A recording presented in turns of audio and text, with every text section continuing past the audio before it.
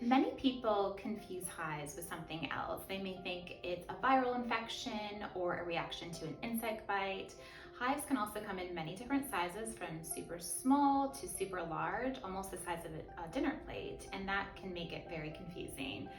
Hives also are chronic and they're transient, meaning they start in one area for several hours, they resolve, and then they can appear in another area, and that also can be super confusing for a patient. The most common question I get about hives is what caused this. Unfortunately, in about 40% of cases, hives is idiopathic, meaning we do not know what caused their hives. This can be frustrating for patients because they take the time out of their day to come into our office for a simple answer, and we sometimes cannot give that to them. Also, stress can exacerbate hives, and when a patient is stressed about the possible cause of their hives can actually get worse. Usually hives are idiopathic, however, hives can also be a food-related or an environmental allergy as well. It could also be a reaction to a newly prescribed medication or a drug side effect that they're having.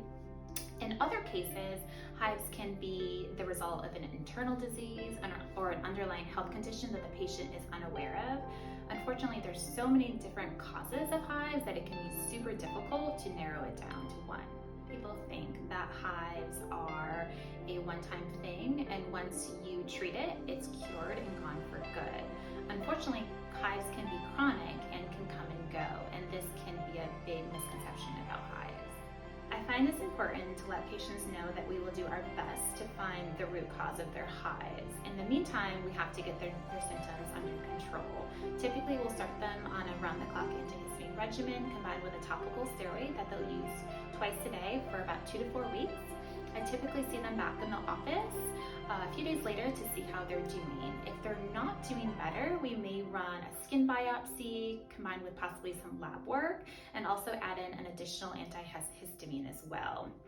If the lab work or the biopsy does not give us much answer and their hives are still flaring, we may consider putting them on a medication named Xolair.